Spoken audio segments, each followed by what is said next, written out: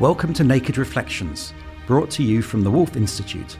I'm Ed Kessler, and each week I'll be taking an in-depth look at the stories reported by our friends over at the Naked Scientists. What does the latest scientific stuff mean for the rest of us? Stay with us and find out.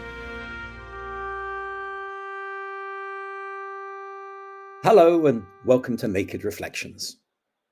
At the end of the Second World War, the Holocaust survivor and Italian writer Primo Levi made his way across a devastated Europe from Auschwitz, where he had survived as a prisoner, to find his family home in Turin intact and his family unharmed.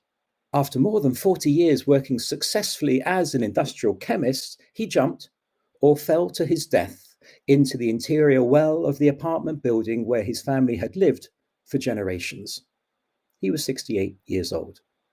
Some members of his family dispute the official coroner's verdict of suicide, but Levi's account of a recurring dream he suffered surely gives weight to the coroner's judgment. I'm sitting at a table with my family or my friends, or at work or in the green countryside. In short, a peaceful, relaxed environment, apparently without tension or affliction. Yet I feel a deep and subtle anguish, the definite sensation of an impending threat. And in fact, as the dream proceeds, everything collapses and disintegrates around me. The scenery, the walls, the people, while the anguish becomes more intense and more precise. Now everything has changed to chaos.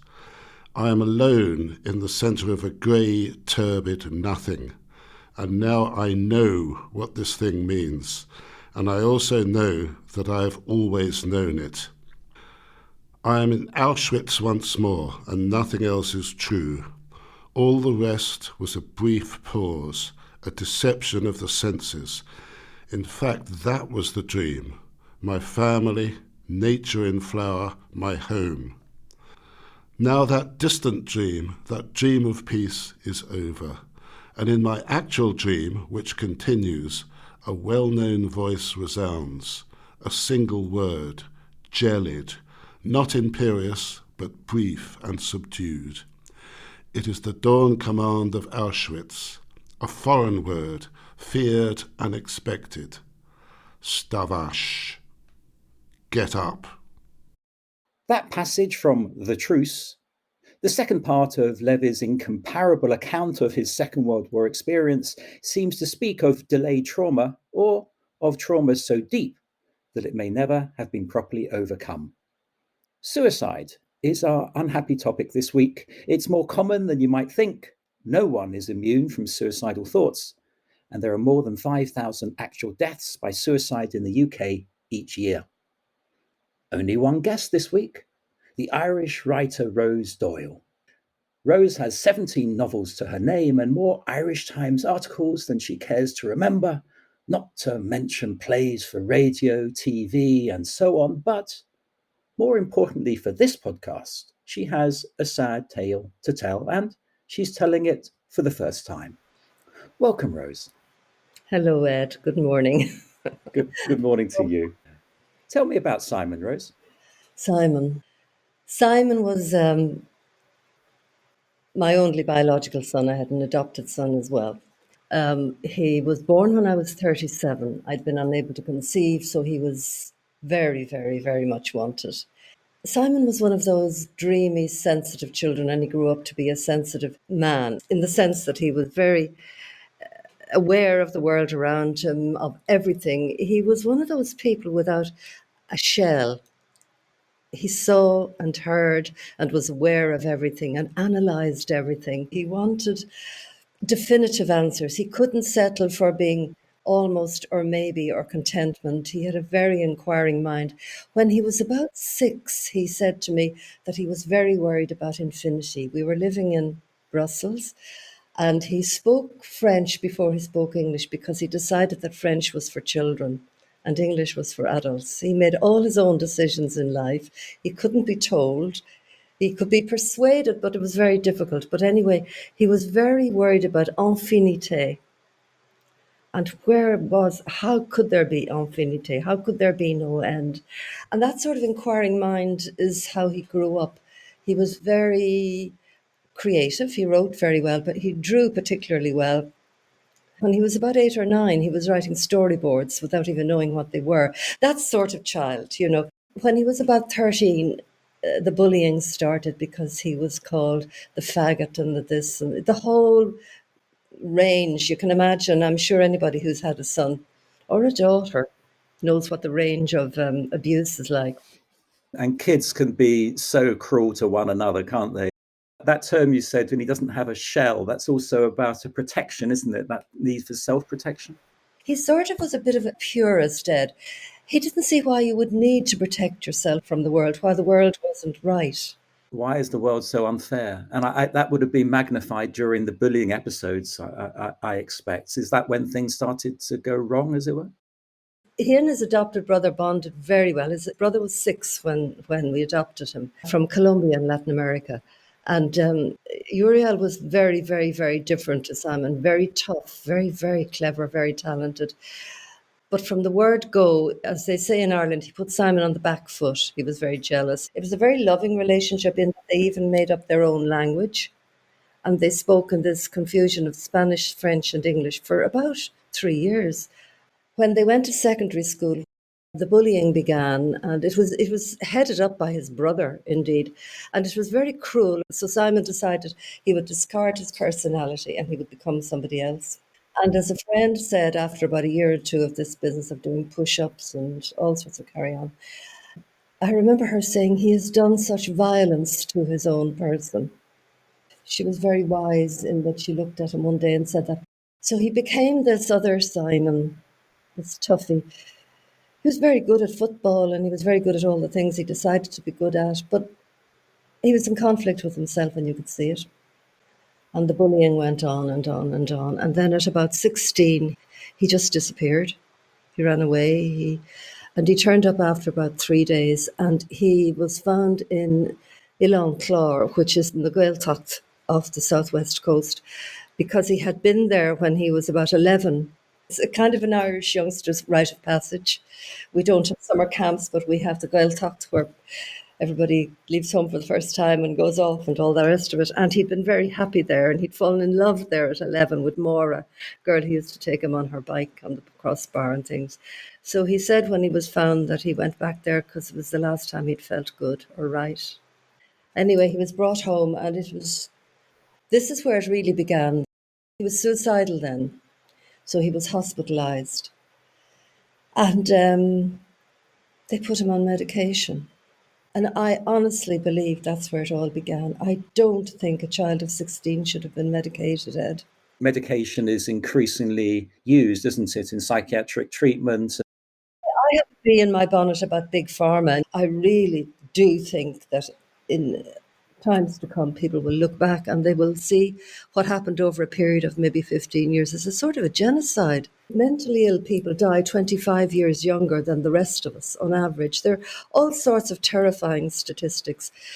Plus, putting youngsters on strong medication of a psychotropic nature before they've developed emotionally, mentally, before their brains have even developed. Why would it not be dangerous? I mean, it's not rocket science to know that we're doing terrible harm.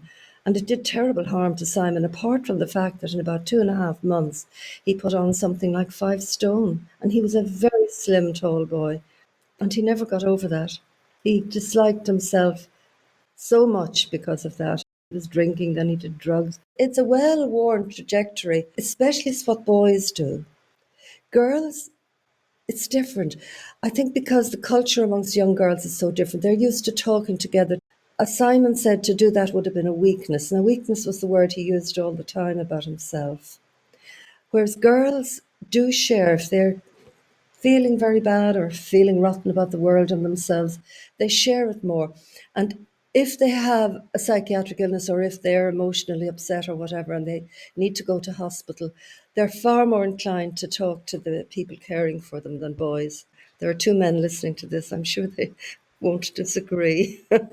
I wonder, actually, in my experience, whether the younger generation of men are a little bit more willing to talk and share more. I certainly see that in my son's generation, that they would share things that, frankly, I would struggle sharing. You found Gould Farm, didn't you? You found some help. There was support for Simon.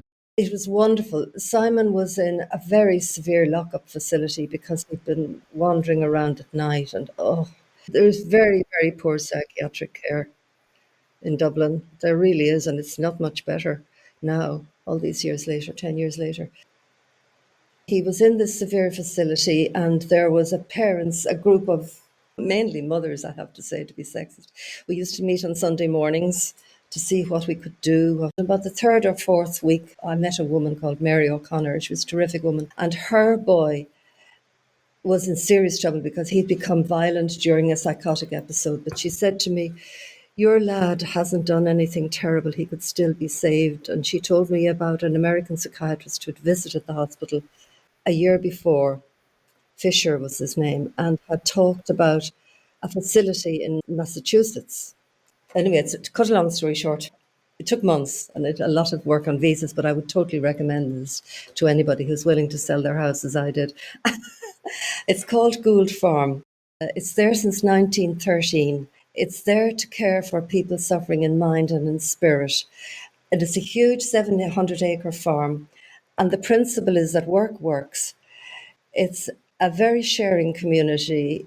It thrives on compassion and kindness. Now, it's all a little bit over the top in that American fashion, but it works. Guests, which are the patients, the young people who come there to get well, they get up at 7 with everybody else. They have breakfast and they greet the day with a song, which, of course, young European kids there cringe a bit at some of this, but still they get used to it.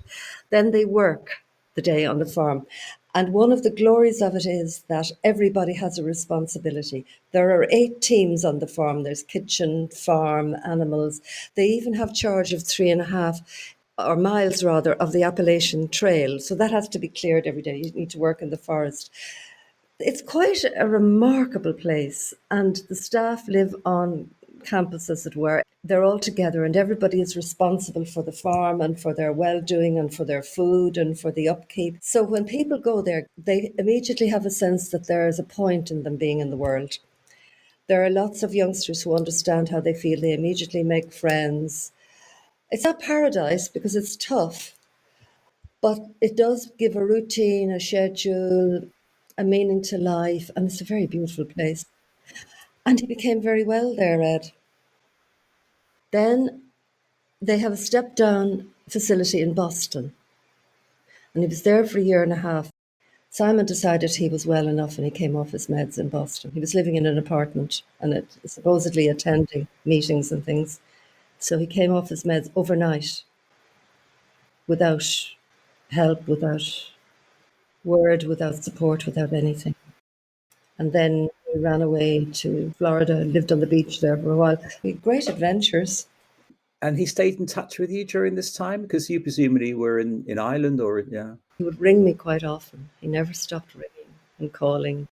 And I think the original Simon, who really cared about people and was a very loving person, never disappeared at all. He lived in conflict with the man he created and the man he was. I'm sure this is quite familiar, when children, youngsters are bullied. They try to be something else.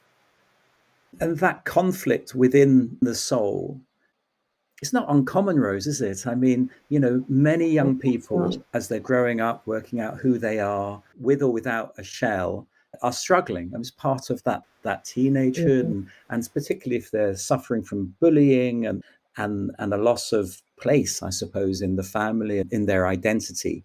But of course, in Simon's case, it went so much deeper, didn't it? And he was getting better, or he was managing. Then he went to Boston and came off all too quickly, it sounds like. And then he returned to Dublin. Then he wanted to come back to Dublin because he couldn't work in the United States. He didn't have that kind of visa. And nothing would do him but to come home. And even though this was 2010, 11, a really bad time for work, just after the crash and all that. And there was no reasoning with him. And so I brought him home to Dublin. And of course he didn't get work. And he spun around and I got him some help. And anyway, I myself became ill then. And I sometimes wonder, I had a cancer from which I recovered, but I had to tell him that he asked me bluntly on the phone after I'd had the test and when I was in hospital, and I said yes. And really, 3 days later, he hung himself. And I often wonder, yeah, he used to say quite frequently that I should just leave him and go and live my life and that he was a burden and he wished he wasn't like he was and that kind of thing. Which you can forever wonder. But I think he had said to me once at one point when he was very depressed, he said, and this isn't uncommon either, he said, if I ever come through all this and I can see what I've been and what my life has been, I will hang myself because I don't want to go back to this. And I think that's what happened. He was having incredible clarity. The doctor who treated him before he went to the United States said he was so much better, that he was a different person. He was clear in his thinking. He was gaining what they call in the psychiatrists call it this word insight. It's not a bad word actually. And he did have insight about himself and everything. And he hung himself basically, yeah. And he made that final decision. He had almost had agency, or he did have agency in that clarity of thought, in that insight. Is that how you see it? Yeah, I do. He had no toxins. They did a toxology test. He had no toxins of any kind, not even drink or anything like that. He was absolutely clear of everything, they said. And he'd been in hospital, you see, in Dublin. And he just walked out. He was always walking out. It wasn't a secure place or anything. He just walked out, and I thought he'd just walk back in again, which he sometimes did, because he said they should allow him out to play football and to go to the cinema. They wouldn't, so he used to do it anyway. He sounds like a really stubborn character. Once he's made up his mind, that's it. There's no stopping him. And he used to tell me I was stubborn. He probably got it from his mother. Rose, there will be many parents and young people listening to Naked Reflections. And I'm wary of using the term advice because I'm sure you don't want to give advice in that sense. But what do you have to say to those parents who have young children, teenage or children who are struggling? Looking back on your story, your experience, what would you like to share with them? Well, you read right. I mean, who am I to give advice, Ed? Because, my son died. But on the other hand, that gives me sort of an insight, I suppose. I would never stop talking and talk about the illness, whatever is wrong, if it's depression, if it's psychotic episodes, whatever it is, talk about it bluntly, clearly, name it. Don't hedge around it. And if you can, I know it's not easy, but get those around him and friends and family to just be face on with it. I learned this in Good Farm, and it's something that's just common sense anyhow. There's a Finnish therapy called open dialogue, and that's more or less what it is. Everybody who's connected with the person who's troubled talks to them, tells their story, tells him or her how they see it and how they perceive it. Just keep it an open, out there thing so that it loses its power in the dark recesses of the mind, so that it loses this sort of magnetic or imaginative or this sort of cloudy, haunting hold it has on people. The basis of all of this is fear. And if you can keep talking about it, keep it open, keep everybody involved and naming it and even laughing about some of the things that have happened if you can manage it, it takes the fear and the haunting, horrible, I can't hold on to this quality out of it. If that's advice, that's what I would say. Naming the fear is a very powerful concept, and it reduces the fear to some extent. When we talk about our deepest worries, somehow they lighten just a little bit when you expel them, particularly in a safe space. And I know this from the work of the Wolf Institute and some of the dialogues that we have across faiths. It's that elephant in the room, isn't it? When you don't talk about it, it just grows to a mammoth size. So, and keep the channels open, I suppose, Rose, as well. Keep the channels open. And words are so powerful. Naming, you're right. Putting a name on it actually gives it a substance. It's not locked in a dark, shed in your head anymore. It's out there. It can be faced, it can be looked at. And furthermore, it can be talked about and shared with other people. I don't think you're ever going to eliminate suicide because it is a choice, Ed. It isn't easy to accept that. It is a choice. The day Simon died, a friend said, "You know, Rose, that was his life, 27 years." And I felt like hitting her. But she was right. That was his life. 27 years is what he was given. And though I'm agnostic, I'm a very shaky agnostic, I'm afraid, he was given that. And that's what he did with it. We have to respect people. This is Naked Reflections with me, Ed Kessler. My guest this week is the writer Rose Doyle, and we're discussing suicide. It seems that suicide can happen in clumps. Take the case of the poet Ted Hughes. His wife, Sylvia Plath, famously killed herself at the age of 30. 6 years later, Hughes' subsequent partner, Assia Wavell, also killed herself. 4 decades after that, and there's an echo of Primo Levi here, Nicholas Hughes, son of Ted and Sylvia, killed himself. He was 47. Suicide seems to be contagious in some kind of weird way. Family histories of it are significant according to clinicians. Why do you think that is, Rose? Yeah, I've thought about that. It just seems to me very commonsensical. It's a copycat thing. Your head is in turmoil. You hear of some real turmoil. You read or hear or are told of somebody else to whom the world was just as it seems to you and how they decided to leave this world. It seems a solution, you know, that awful phrase, a permanent solution, permanent to a temporary problem, which is horrible, but it's very true. And a friend's son committed suicide when I was in the United States. And I remember him saying to me, he just wanted to end the rattle in his head. And that's as good a definition of why somebody would take their life, just to end the rattle in their head. But I suppose death is an alternative to, and the possibilities that there might be something else is an alternative to the horror, the nightmare you're living through. And in a world where everything's black and hopeless, why wouldn't you end it if you can't see or talk any way out of it? It's a loss of hope, I think, which is why if you're talking, maybe you can be given some hope and humanity and a bit of compassion. And those things might give you back some desire not to do it. I suppose I'd like to ask, and this is a bit of a personal question as well, Rose, because my great grandparents committed suicide in Vienna. They did so before a roundup by the Nazis. They decided that they would take their own lives rather than being carted off by the Nazis. And I never met them, of course. My parents were born in Vienna, came to the UK just before the war started. I've always considered their suicide, and maybe it's my way of handling it, as a positive act in extreme circumstances. Listening to you talk about Simon, what I hear is the sense of agency, the sense of I can make this decision. I have this insight. I'm not intoxicated by drugs or drink. So I've made this decision to take my own life. Are there ever any positive grounds for suicide, or am I being naive? No, I don't think you're being remotely naive. It's very hard for us, those left behind and all that, to say, well, he was right. But objectively, we're not living their lives. I remember a psychologist treating Simon saying to me, don't try and mirror him, don't try and get into his head. We don't know, none of us know what it's like in there. It may be worse, it may be better. And it's true. We don't know what it's like in there, and what is in that head is what life is for that person.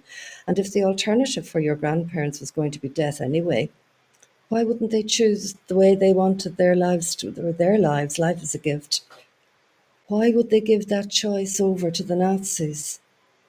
Why wouldn't they? It takes tremendous courage to do what they did. Objectively, I think not all rights are agreeable. We know that.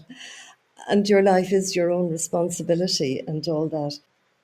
Only the suicide know why and how they did it eventually. All this talk about a 15-minute decision. I don't for an instant think that your great-grandparents made a 15-minute decision, nor did Simon. I do think suicide is a right, but that's such a dangerous thing to say. But one's life is one's life, and it's about the only right you have is how you live it and how you end it. I think suicide was always with us. It's just now that it is more accepted. I mean, in Ireland, for centuries, it was never recorded or anything. It didn't even come up in the coroner's court. It didn't come up in the logs or anything. It was just put down as misadventure. For years and years and years. When I was a child, nobody committed suicide. But of course, the church would have separate, not just the church, of course, but there would be separate places for graves of people who committed suicide because it was deemed a sin. I know you defined yourself as a shaky agnostic. I suppose I'd define myself as a shaky religious believer. But I think the shakiness is part of what it is to be human. And if we, I don't know, deceive ourselves that we're so certain about something, I think that's the heresy. That's the sin, because the flawed human condition is an unsettled one, and that must come across in your writings and your plays, let alone in your own life. I've always encouraged young people I worked with when I was in Gulfarm to find a passion. To have a passion is a great lifesaver, to write, to paint, to garden. Writing was terrific. As an Irish writer, O'Faolain said once, it puts order on the chaos. And it does, that is another bit of advice I would give trying to steer somebody through a bad time. Get them to write. It does put order on it because getting words out of yourself in any fashion, you have to structure them to make sense of them. So to make sense of what's in your head, you structure words on paper. And if it means creating a piece of fiction and putting all of that onto somebody else, it's very, very leveling in the head. Again, going back to my world, there's something called systematic theology. And systematic theology is meant to make sense of everything in a logical, rational way. But of course, as far as I'm concerned, the meaning of life is not logical. It's not rational. It's the last thing, being systematic. I mean, if God was going to be systematic, he wouldn't have created the world in the way that it is, right? So there's something about adding chaos to those of us who feel so certain in our views, whatever they are, political, religious, moral. But I think the uncertainty, the shakiness is a strength, actually. Oh, I think it's everything. I mean, why would we call that chaos? Isn't that what Keats meant when he said the irritable scratching? The irritable scratching of infinitives to irritably scratch all the time. But that's not chaos. That seems to me common sense, to seek answers, to discuss, to have the joy of openness about life, and the possibilities are open and endless. So there can be magic as well as in that chaos. It's all up for grabs. That's all we have time for this week. Profound thanks to my guest, Rose Doyle, and thanks to you two for listening. You might want to browse our archive of podcasts where you'll find a wide range of subjects, something for every taste. And feel free to check out other podcasts from the Woolf Institute or from our friends at the Naked Scientists. I'll be back next week with more guests.